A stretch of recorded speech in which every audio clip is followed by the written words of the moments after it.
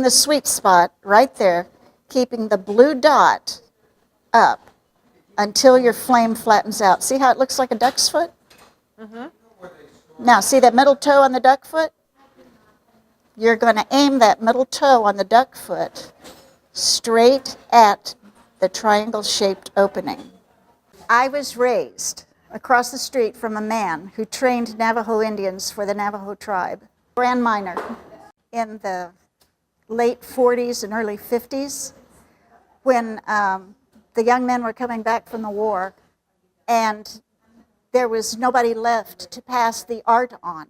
The tribe would send young men coming back to his house and his studio, and he would train them in the art of silversmithing because the old guys were dying off. His wife went to Juilliard. My mother was an opera major. And every afternoon, my mother would take me across the street to have tea with this lady, his wife. And they'd talk music, which I was not interested in. And so at the age of 4, I would go around the back and watch the Navajos, the boys in the back. Then I'd go home and I'd use the wind-off strips that came on Planters Peanuts. Used to use a key and wind it. Well, I'd unwind the key, fish them out of the trash, unwind the key and make jewelry with a little bitty hammer for my dolls. So I started forging at the age of 4 in the late 40s. They used fire, they used acid, they used metal, and they melted it. And there was molten metal going places. And they would take straight pieces of wire and twist them together. It was like, what little kid wouldn't want to play with fire and acid? I've been extremely fortunate in that my entire life I have done what I would do for a hobby if I didn't have to work. I've never worked a day in my life. I've been teaching, formally teaching, like in a system, a school system or something, for 50 years this year. No, you don't go into teaching for the money. No, you don't. I like watching people grow, and in a certain way, I like being a little bit responsible for that. A lot of it is the students bringing into what I offer more than it is me offering them something. I just love seeing somebody come in timid. Oh, I can't do this, ooh, you know, or frightened of it, and then all of a sudden, you see this look in their eyes when something clicks. That's extremely rewarding.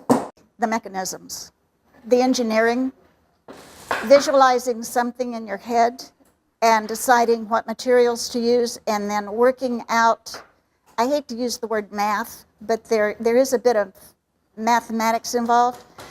Not necessarily numbers, but pictures, like geometry, more geometry, thinking inside and outside the box at the same time. I love to figure out how to hide the way something works. People are afraid of scientific stuff when all it is Mother Nature.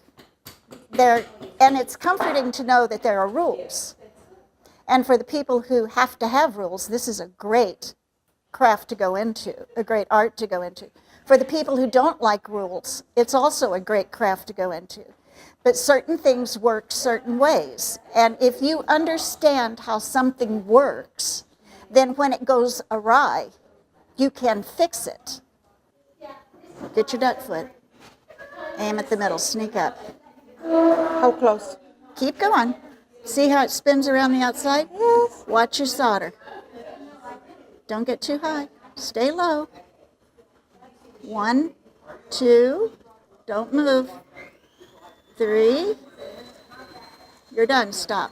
I think it's really important for my students to understand how stuff works and the reasoning that we do things the way we do them so that you can prevent errors. If the good craftsmanship isn't there, it's not going to last. It's going to fall apart. Everybody, ceremony. This is our first chance, first time. Visual inspection looks good. Are you ready? You stand right here. Okay, here we go, people. Oh my gosh. Are you scared? Yes. All right. I think it's going to be okay. It's a ring! Thank you.